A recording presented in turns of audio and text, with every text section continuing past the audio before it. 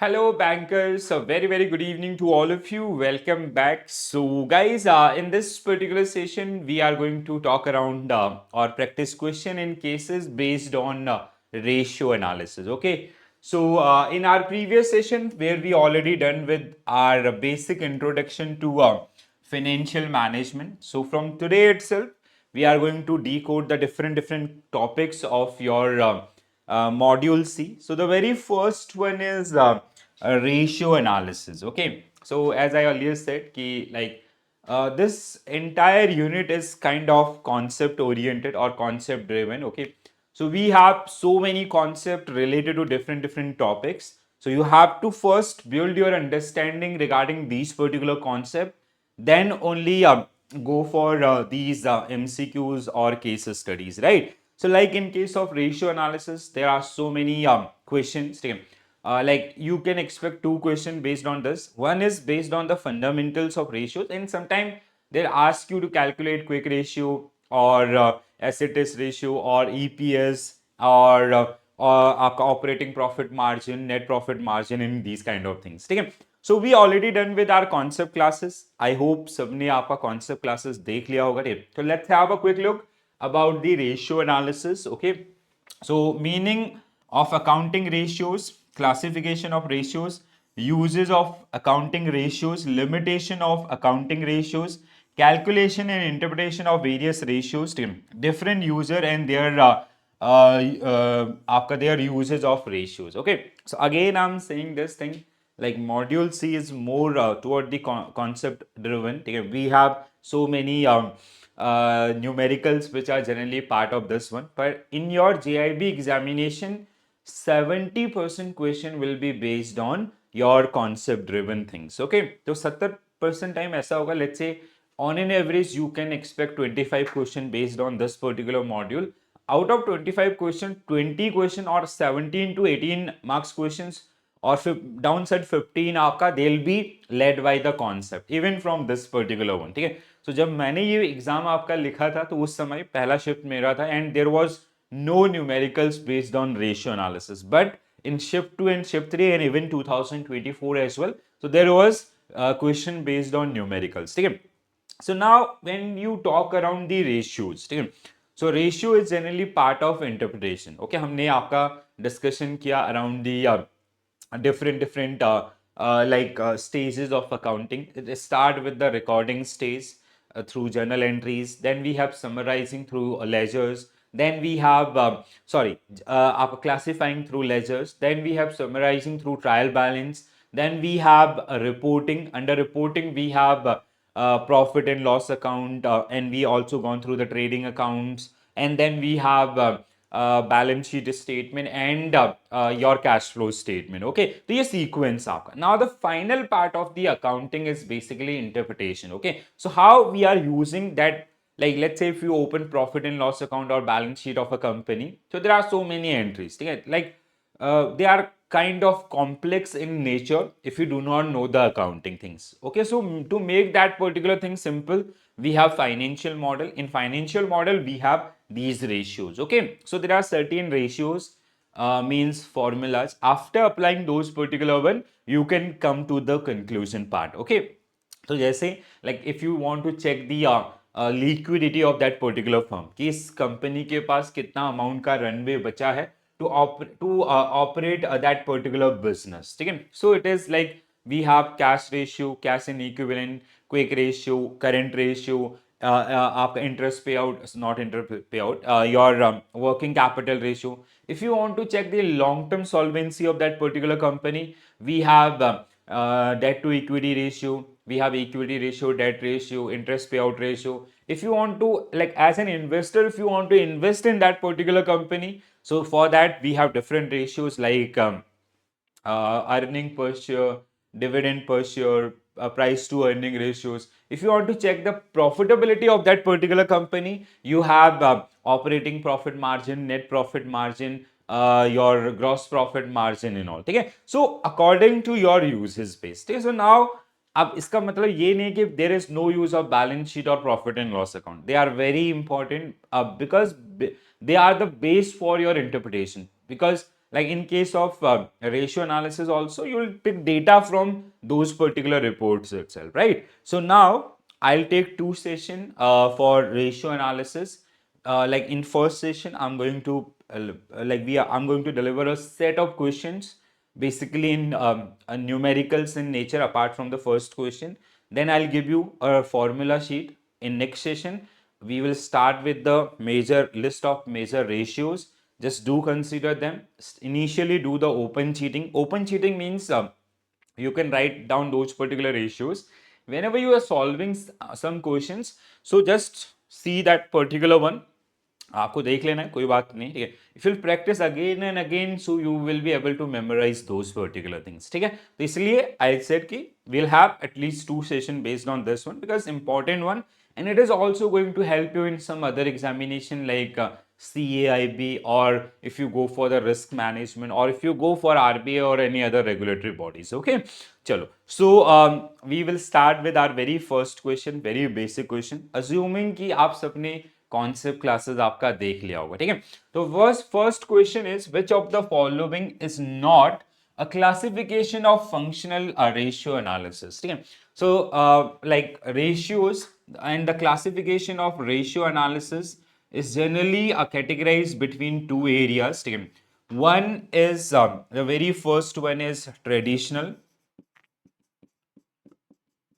One is traditional, ठीक है. Another classification is based on functional. Okay, तो दो तरीके से आपका ये कैटेगराइज किए गए हैं, ठीक है, traditional and functional. In case of traditional we have three major ratios, ठीक है, आपको ये याद रखने.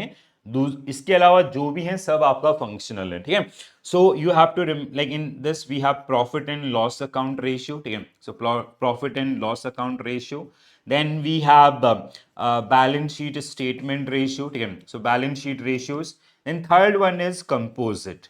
Okay, so composite ratios, ठीक है. So now ये तीनों ratios क्या होते हैं, ठीक है. So in case of profit and loss account ratio, what we basically do, let's say this is the profit and loss statement of any company, ठीक है, and these are the variables or head of this particular one, ठीक है.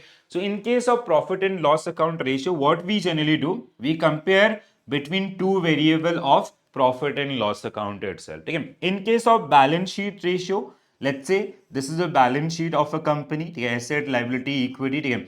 So in this particular case, what we generally do, we generally compare any two components of this balance sheet, ठीक है, this and this, let's say, ठीक है. So this is balance sheet. In case of composite ratio analysis, what we generally do, we generally pick one component from your balance sheet and another component is from your profit and loss account. Okay, so this type of classification is generally known as traditional classification, but nowadays it is kind of outdated.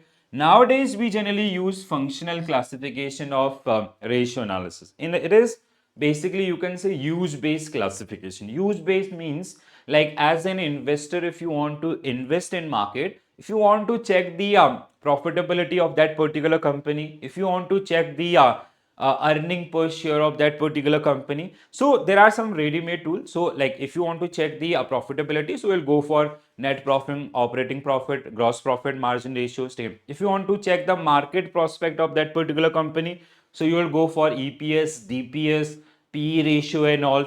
If you want to check the long term sustainability, let's say that company is coming up with some bonds and all, so if you want to make sure कि ये जो interest आपका है या उसके ऊपर जो total debt है, उस debt का वो interest pay out पे कर पाएगा नहीं कर पाएगा coming 10 years 15 years, then you will go for the interest payout ratio and all, ठीक है. So that classification is like kind of function wise, use based आपका, ठीक है. तो जैसे आपका turnover, overall how they are using their ratios and all, ठीक है. Solvency, long term stability of that particular company, ठीक है. प्रॉफिटेबिलिटी, जैसे हमने बात किया, ग्रॉस प्रॉफिट, नेट प्रॉफिट, आपका operating profit. Profit and loss account ratio, this is part of your traditional classification, ठीक है. This belongs to your traditional classification, ठीक है, not a classification under functional. So what will be your correct answer? D will be right answer for this particular one, ठीक है. So in case of functional, like we have these major categorization, turnover or activity, then we have profitability, we have solvency, we have liquidity. Apart from these also, we have market prospect, we have anything which is missing from this particular one, ठीक है। तो market prospect या others, तो हमने जो पूरा detail में इनको डिस्कस किया था वन बाय वन सारे आपका, तो कॉन्सेप्ट क्लासेस जिन्होंने भी लगाई होंगी, so they will be able to solve this one, ठीक है। Now I directly want to come on our numericals, what type of numericals you may face from this particular one, ठीक है। तो पहला क्वेश्चन आपका, and question is generally based on net profit margin, ठीक है। तो अब यहाँ पे देखो, to solve this kind of question what you will be required, so first thing is the formula to calculate that particular one, okay? And in maximum cases, if you know the formula, you will be able to solve that particular question, okay? So a company's net profit is 1,20,000, okay? And sales is sorry, it is 1,20,000, and sales is how much? 6 lakh, okay? What is the net profit margin of this particular company? So how we calculate net profit margin? It is equal to net profit divided by sales into 100. So this is as simple as that, okay? So what will be your correct answer for this particular one, okay? So net profit is 1.20 lakh divided by 6 lakh, okay? So 6 lakh into 100, so it will come to कितना आएगा आपका? 20%, 1,20,000 divide by 6 lakh, so it is 0.02 into 100, so it is 20%, ठीक है। So 20% will be right answer for this particular one, ठीक है। So what will be your correct answer for this one? 20%, okay। So with same question they may ask you like, जैसे आपका कुछ और data आपको दिया जा सकता है, ठीक है। Like some time what they will do, ठीक है, हम आने वाले समय में मैं आपको ये भी समझाऊंगा, ठीक है। So like let's say they not have given this particular one, उन्होंने आपको ना नेट प्रॉफिट नहीं दिया होगा, ठीक है। they'll give you like let's say gross sale is suppose that 10 lakh, and आपका gross sale is this, cost of goods sold is equal to suppose that 3 lakhs, and आपका apart from this let's say indirect expenses are suppose that 3 lakhs. So based on this given information, पहले वो आपको दे देंगे calculate gross profit margin, ठीक है। So gross profit margin और ratio, और फिर उसी के ऊपर आपका another question is calculate net profit margin. So how you will calculate this particular one? First of all you need to know how to calculate gross profit, ठीक है। तो अब उन्होंने यहाँ पे आपको ग्रॉस प्रॉफिट नहीं दिया, तो ट्रेडिंग अकाउंट में हमने ग्रॉस प्रॉफिट कैलकुलेट करना सीखा था। Gross profit is equal to net sales minus cost of good sold, direct cost, ठीक है। So net profit is how much? Gross profit is like net sales is आपका gross sales, let's say it is अगर यहाँ पे कोई minus नहीं है, ठीक है, इसको नेट सेल्स कर देता हूँ मैं, ठीक है। 10 lakh minus 3 lakh, so which is 7 lakh. So now how we calculate gross profit margin? It is gross profit divide by sales into 100, this is your formula. तो क्या होगा आपका? 7 lakh divide by 10 lakh, total sale आपका जो भी है, ठीक है, into 100. For net profit, how we calculate net profit? Net profit is equal to gross profit, आपका gross profit minus indirect expenses, ठीक है, indirect expenses. So gross profit was 7 lakh minus आपका indirect expenses was 3 lakh, ठीक है, so it is 4 lakh. So now net profit margin is, we know the formula, net profit 4 lakh divide by sales which is 10 lakh into 100. तो इस तरीके से भी आपको question, आपका सेम क्वेश्चन देखने के लिए मिलेगा। In our part 2 we'll definitely going to discuss these type of question, but the outcome of this particular question is, first you should be very familiar with these particular one, ठीक है। तो जो भी concept है आपका उसके around आपको familiar होना होगा। The most important requirement is this formula, तो फॉर्मूला आपको याद होना चाहिए, ठीक है। तो हमने कॉन्सेप्ट क्लासेस में मैंने आपको आपके बुक के हिसाब से जितने भी फॉर्मूलाज हैं वो दिए थे। कल मैं आपको जो अगला सेशन होगा उसमें फिर से आपको एक पूरा फॉर्मूला का लिस्ट आपका दे दूंगा। At least do prepare those particular one, ठीक है। अगला, a company has debt to equity ratio कितना? 0.80, ठीक है, सॉरी, हाँ 0.8, ठीक है, 80, and the total equity is this, what is total date, तो कंपनी का टोटल डेट कितना है, ये तो आसानी से वैसे भी सॉल्व हो जाएगा, बट वैसे भी अगर हम इसको सॉल्व करें, debt to equity ratio is equal to total debt divide by equity, तो इस तरीके से भी आपका ये सॉल्व हो सकता है, ठीक है। तो हम इसको अगर सिंपल भी मल्टीप्लाई करते हैं, like 7.5 lakh into 0.08, so it is आपका जो रिमेनिंग होगा that will be your equity in this particular case, okay. So 7,50,000 into 0.8 is equal to 6 lakh, ठीक है। तो their portion of debt is how much? 6 lakh. So total debt is how much? 6 lakh on this particular company if debt to equity ratio is this, okay। आसानी से बन गया। Next one, तो हम कैसे निकालते हैं डेट टू इक्विटी रेशियो, क्या है आपका, again total debt divide by total equity. अगर आप इसको मतलब जो डेटा दिया गया है, अगर हम उसको मतलब स्टेप वाइज भी देखते हैं, total debt to equity ratio कितना 0.80, ठीक है। इक्विटी हमारे पास है आपका कितना 7,50,000, so total debt is equal to this into this equal to 6 lakh, ठीक है। अगला, a company debt ratio is 0.4, total asset 1 lakh, sorry 10 lakh, so what is total debt, so 0.4 of 10 lakh is how much, अगर आप 0.4 इंटू ये करोगे मतलब 0.4 अगर आपका डेट है, ठीक है, आप इसको इस तरीके से भी ले सकते हैं, ठीक है। सो इफ 0.4 इज डेट, तो दैट मीन्स आपका जो 0.6 है वो क्या है, आपका इक्विटी है, ठीक है। इस तरीके से भी आप इसको ले सकते हैं। तो 0.6 of 1 lakh is how much, आपका 6 लाख, ठीक है। सॉरी हमें क्या अच्छा ओके, डेट कैलकुलेट, इक्विटी नहीं डेट आपका कैलकुलेट करने के लिए बोला है। सो 0.4 आपका अगर है तो इट इज 4 लाख, तो कितना होगा हमारा आंसर, 4 लाख आपका करेक्ट आंसर हो जाएगा, ठीक है। तो total debt divide by total asset भी जा सकते हैं, या फिर आप सिंपल लॉजिक के साथ भी इनको सॉल्व कर सकते हैं, बट ये सिंपल लॉजिक आपका हर बार काम नहीं करेगा, फॉर्मूला का पता होना बहुत जरूरी है, ठीक है। If a company equity is 9 lakh and total asset are 1 lakh, sorry 15 lakh, what is equity ratio, ठीक है। तो आप देखो यहाँ पे क्या है, इक्विटी रेशियो आपको मतलब सॉल्वेंसी रेशियो उसका पार्ट है, ठीक है। So a company's equity is 9 lakh and total asset is this, तो 9 लाख डिवाइड बाय आपका 15 लाख कितना होता है, so 9 divide by 15 is equal to 0.60, ठीक है। तो क्या होगा आपका answer, 0.60 will be right answer. So equity divide by total asset आपका, ठीक है। सो इक्विटी रेशियो, अगर ये डेट रेशियो पे तो debt divide by total asset होता, तो अब इक्विटी पूछा है तो equity is total equity divide by total asset, से equity divide by total asset, so it is आपका कितना आया था 0.60, ठीक है। और अगर परसेंटेज में निकालोगे तो इंटू 100 कर देंगे तो आपका जो भी आपका 60% के अराउंड जो पहुंचेगा।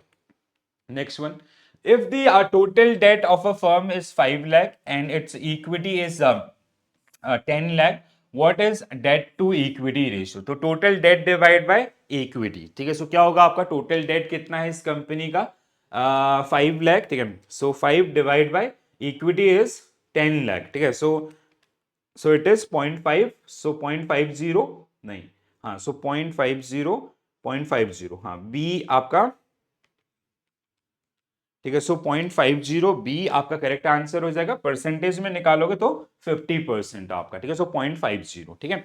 तो सिंपल सा आपका total debt divide by equity. तो कंफ्यूज नहीं होना है, बिल्कुल भी ऐसा टेंशन नहीं लेना कि यार कुछ रॉकेट साइंस पूछेगा, बिल्कुल नहीं पूछेगा। The only thing is like you need to know आपका एटलीस्ट जो फॉर्मूलाज या जो रेशियोज आपके बुक का पार्ट है, ठीक है, मैकमिलन की बुक का पार्ट है, ठीक है। A firm quick ratio is 1.5, current liability is 2 lakh, inventories 50,000, what is quick asset, ठीक है। अब यहाँ पे आपको क्विक एसेट कैलकुलेट करने के लिए बोला है, ठीक है, और आपको जो क्विक रेशियो दिया गया, ठीक है, quick ratio which is also known as asset test ratio, this question you will be able to solve through quick asset quick ratio itself, ठीक है। तो how we calculate quick ratio, ठीक है।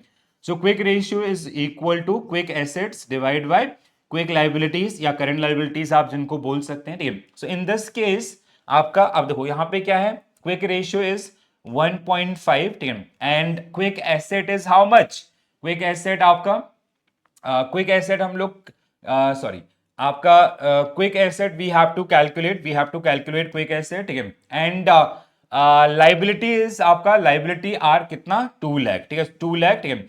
So quick asset आपका inventories is this, current liability is this, and quick ratio is this, तो हाँ, इसी के साथ आपका सॉल्व हो जाएगा। तो अगर हम इसको क्विक एसेट इक्वल टू 1.5, तो आपका कितना होगा 3 लाख 2.5 लाख, ठीक है। So 2.5 lakh should be, sorry 3 lakh कैसे जा रहे हैं 50,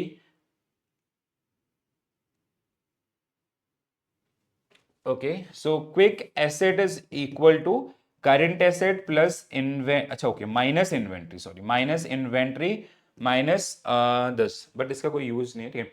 सो क्विक एसेट माइनस, ओके हाँ, आप समझ में आ गया, ठीक है। देखो इन्होंने क्या कर रखा है, ठीक है। So what they have done in this particular case, your liability is this and quick ratio is this, quick quick asset minus 50,000, ठीक है। सो whenever we calculate basically quick assets, quick asset हम लोग, क्विक एसेट का formula क्या होता है, quick asset is equal to current asset minus आपका इन्वेंट्री, इन्वेंट्री और माइनस प्रीपेड एक्सपेंसेस, ठीक है। जो भी प्रीपेड एक्सपेंसेस है ये, ठीक है।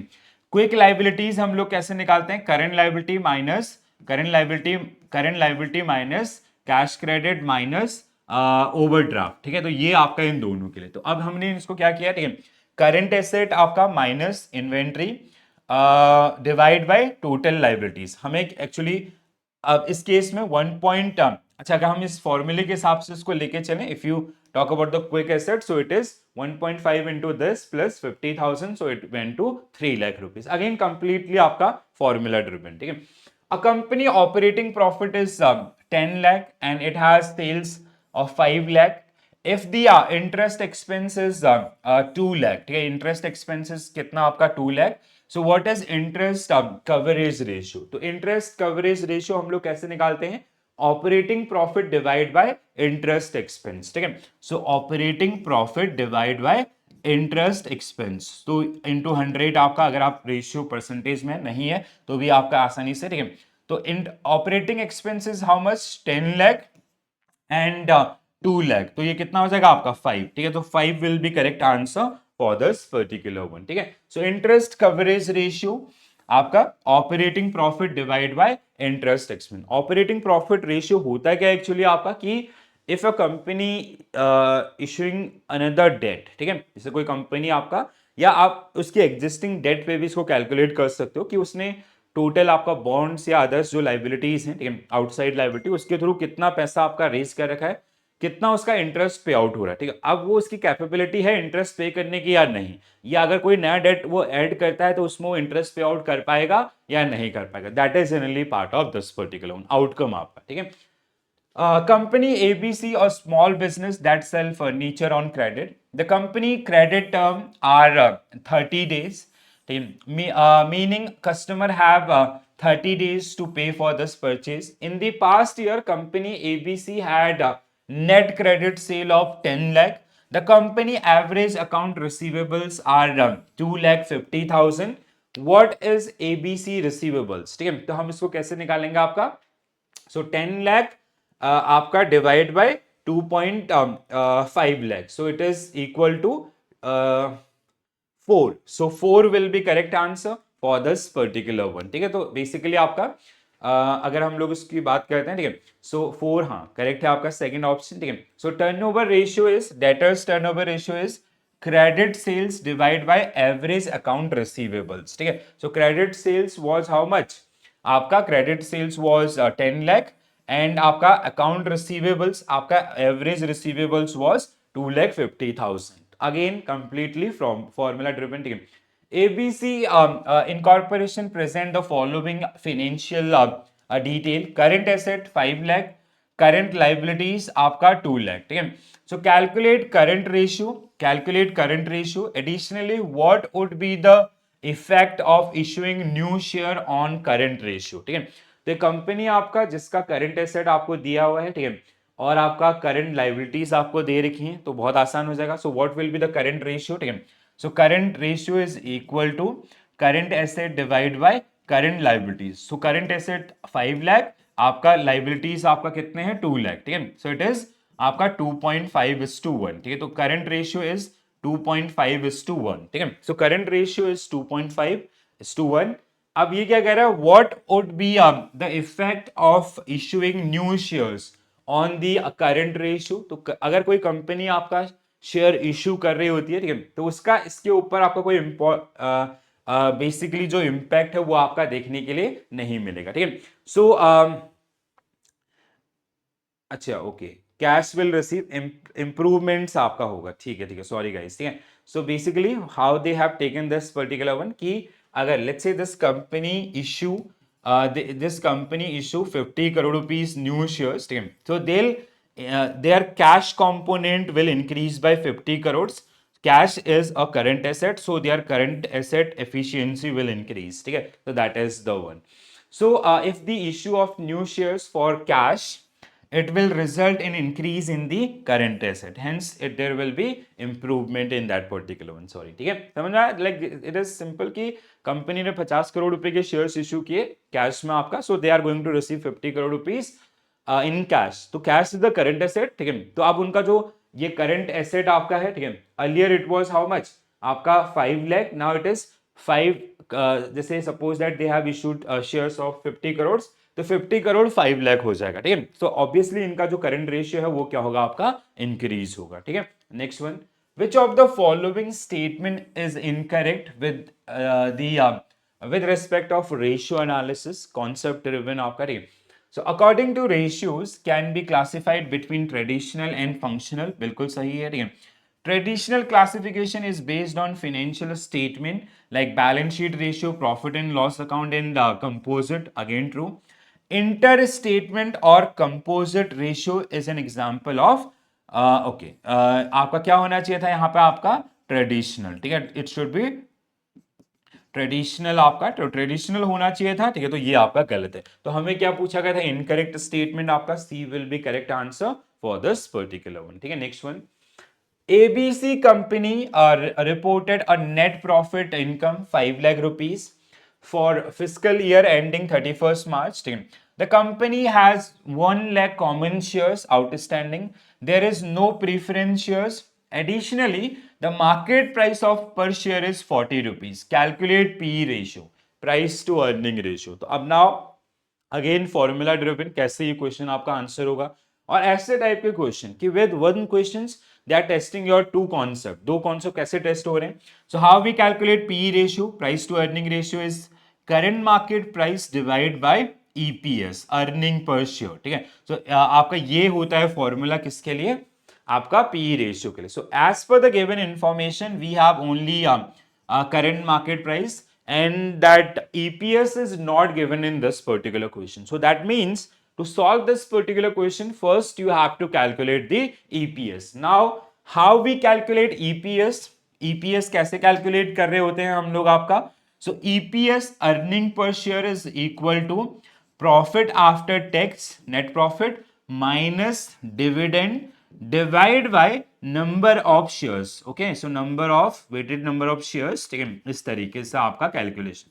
So now you will get to know what is the EPS of this company. So net profit आपका कितना है, 5 लाख है आपका, 5 लाख, ठीक है, and there is no dividend, ठीक है, डिविडेंड आपका 0 है क्योंकि यहाँ पे कोई प्रीफर्ड स्टॉक आपका नहीं है, ठीक है, and total number of outstanding shares are how much, how many, 1 lakh, so it is 5। तो इस दिस कंपनी, अभी देखो हमें पता है इस कंपनी का जो ईपीएस है वो कितना है आपका 5 है, so now we know the numbers, ठीक है, so EPS is 5, so it is equal to 8 आपका, ठीक है, so price to earning ratio of this particular company is how much, 8 rupees, understood. तो देखो इस तरीके से लिंक होते हुए, ठीक है, प्रैक्टिस आपका, आप जितना ज्यादा प्रैक्टिस इस पे करेंगे उतना ज्यादा ये आपको हेल्प करेगा और उतने तेजी से आपको फॉर्मूलाज याद होंगे, ठीक है। अब देखो एक और क्वेश्चन आपका, जैसे अभी थोड़ा सा केस स्टडीज का प्रचलन है, ठीक है, तो हो सकता है कि वो आपको एक केस स्टडी आपका दे, उसके ऊपर आपका बैक टू बैक 4-5 क्वेश्चंस वो आपसे पूछ ले या 3 क्वेश्चन आपसे पूछ ले बेस्ड ऑन सेम डेटा, ठीक है, तो ऐसा बहुत होता है, और ये अगर ऐसा है तो ये आपके लिए स्कोरिंग एरिया होता है, ठीक है, कैसे आपका, चलो, so from the giving information balance sheet of a ABC company, ठीक है, सो पहले हमें क्या कैलकुलेट करने के लिए बोला है, फर्स्ट क्वेश्चन इज, वो आपसे सिर्फ पूछ रहा है कि what are the current asset of this XYZ company, मतलब अब हम यहां से इस क्वेश्चन को डिकोड करेंगे, ठीक है, तो दिस इज आपका लाइबिलिटीज और ये है आपके एसेट, ठीक है, तो हमें हमारे क्वेश्चन का जवाब यहां से मिलेगा but to solve these kind of question you आपको वो चीज याद होनी पड़ेगी कि what comes under current asset, what comes under non current asset, that we have learned in our module B itself. इसीलिए मैं आपको उस समय भी बोला था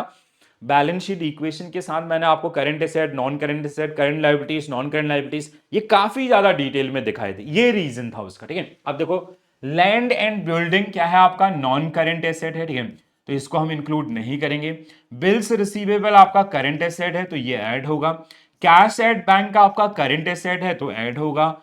फर्नीचर आपका नॉन करंट एसेट है तो ये आपका ऐड नहीं होगा। डेटर्स आपके करंट एसेट हैं तो ये आपका ऐड होगा। स्टॉक आपका करंट एसेट है बट ये जो स्टॉक है दिस इज करंट एसेट, यहां पे तो ऐड होगा। But if you calculate quick ratio और एसेट टेस्ट रेशियो, ठीक है, तो वहां पे हम लोग करंट हम कैसे निकालते हैं quick asset is equal to current asset minus stock inventory minus prepaid expenses, ठीक है। प्लांट एंड मशीनरी क्या है आपका नॉन करंट है तो ये भी ऐड आपका नहीं होगा, ठीक है। तो अब इनका टोटल कर लो आपको आंसर मिल जाएगा। तो 1,40,000, 1,90,000, 2,10,000, सो 2.10 लाख। तो our current asset is how much आपका 2.10 लाख। अब इसके साथ साथ थोड़ा सा लाइबिलिटीज को भी समझ लेते हैं, ठीक है। कैपिटल नॉन करंट लाइबिलिटी, ठीक है। आपका profit and loss non current, it is current liability आपका, this is also current liability. तो करंट लाइबिलिटी कितनी है इसकी, आपका current liability is equal to 1.10 lakh, ठीक है। अब हमें पूछा गया था सिर्फ करंट एसेट कितने हैं, तो हमारा आंसर ये है पहला क्वेश्चन, ठीक है। तो जैसे मैंने आपके लिए लिस्ट भी रखी है, बट कल के सेशन में I will come up with the detail formula sheet. सबसे पहले मैं आपको फॉर्मूलाज दूंगा, ठीक है, आप उनके हिसाब से प्रैक्टिस कीजिएगा। आपको believe me guys after 3-4 practice you will be able to memorise all the formulas, ठीक है। कुछ इस फॉर्म में मैं आपको बना करके दे दूंगा, ठीक है। तो करंट एसेट हमारा इतना है, समझ में आ गया। अब same question, based on the same question you have to calculate current ratio, ठीक है। अब ये नंबर सेम है, नंबर सेम है का मतलब हमारा जो करंट एसेट है वो कितने हैं आपका 2.10 lakh and current liability is equal to 1.10 lakh. तो करंट रेशियो क्या होता है आपका current asset divide by current liabilities, that means 2.10 lakh divide by 1.10 lakh, so it will come around 1.9 something is to 1। तो आपका आंसर क्या हो जाएगा, आपका तीसरा करेक्ट आंसर हो जाएगा पहला। तो यहां पे गड़बड़ हो गया पहले वाले केस में, तो ये गड़बड़ आपको अगले 3 क्वेश्चन में कराएगा। बट अगर यहां पे सही है, यहां पे क्लियरिटी है, तो ये बेनिफिट आपको हर जगह जो देखने के लिए मिलेंगे। एक और क्वेश्चन देखो, ठीक है। So same based on the same information, calculate quick ratio or asset test ratio, ठीक है। So now how we calculate quick ratio? So quick ratio is equal to quick assets divided by quick liability. Now quick asset is equal to आपका current asset minus stock और inventory minus prepaid expenses, ठीक है। जो prepaid expenses है वो। Quick liability is equal to current liability minus cash credits minus overdraft, ठीक है। Overdraft. अब हमारे केस में क्या है, what is current asset, quick asset. Quick asset कितने हैं हमारे, करंट एसेट कितना था 2.10 lakh minus you have to minus क्या, आपको ये माइनस करना पड़ेगा, ठीक है, इसको हटाना पड़ेगा because it is not quick, कि इसको हम आपका जल्दी से कन्वर्ट नहीं कर सकते 20,000। So now your quick asset is how much 1.90 lakh, आपका क्विक एसेट है 1.90 लाख। दूसरी तरफ quick liability is equal to आपका current liability because there is no cash credit no overdraft, so it is 1.10 lakh. तो अगर आप अब सॉल्व करते हैं सो इट इज आपका कितना 1.90 divide by 1.1, so it will come around 1.7 something, हाँ, सो 1.73:1। तो ये आपका इसका आंसर आना चाहिए। दैट मीन्स आपका करेक्ट आंसर क्या होगा, same question, so 1 will be right answer for this particular question. Understood. कैसे एक क्वेश्चन, एक और क्वेश्चन कर लेते हैं, ठीक है। सो नेक्स्ट क्वेश्चन इज आपका calculate working capital. Now it is very simple question. Working net working capital is equal to current asset minus current liabilities. Current asset is 2.10 lakh, आपका 1.10 lakh, so it is 1 lakh. तो क्या हो जाएगा आपका answer, तीसरा आपका जो इसका करेक्ट आंसर हो जाएगा, ठीक है। तो this is the one. Alright, चलो तो गाइस आज के लिए मैं इतना ही करूंगा आपको, ठीक है। So now in next session first we have so many questions, ठीक है, तो बिल्कुल भी टेंशन नहीं लेना है आपको। तो we have lots of question based on this particular one, ठीक है। तो कल मैं यहीं से आपको कंटिन्यू करवाऊंगा जिससे हम लोग बहुत अच्छे से इनको समझ पाए। हाँ सॉरी, ठीक है। तो ये जो रिमेनिंग क्वेश्चन है with formula sheet and all, so I am going to discuss in our next session, ठीक है। और बहुत अच्छे से आराम से इनको समझिए। कोई भी चैलेंज आता है यहाँ तक का, आप अपने चैलेंजेस मुझे भेजिए, ठीक है। And while I premiere this particular session, so I give you back to back, ठीक है। अभी जैसे 1 घंटा या 40 मिनट जो भी टाइम ड्यूरेशन है, उसमें आपने पहला पार्ट देखा, जैसे उसके बाद आपका दूसरा पार्ट देखें, ठीक है, या जब आप उन फॉर्मूलाज को गो थ्रू कर लेते हैं।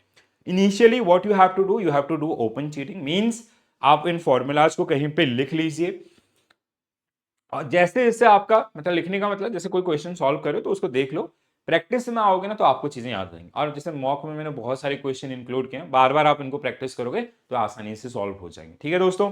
तो ये टेलीग्राम ग्रुप है जहां पे आप मुझे कनेक्ट कर सकते हैं। If you need any help from my side just feel free to ask, ठीक है। और like for any other support also you can connect me. So now your exam dates are out, ठीक है। तो हर चीज आपके सामने है, start preparing from today itself, contribute little more, ठीक है, थोड़ा थोड़ा कंट्रीब्यूट करते जाएंगे तो आप आने वाले समय में बिल्कुल एग्जाम में रेडी रहेंगे, ठीक है। तो आज के लिए इतना ही करेंगे। This is it, bye bye, take care all and all the very best for your preparation guys, thank you.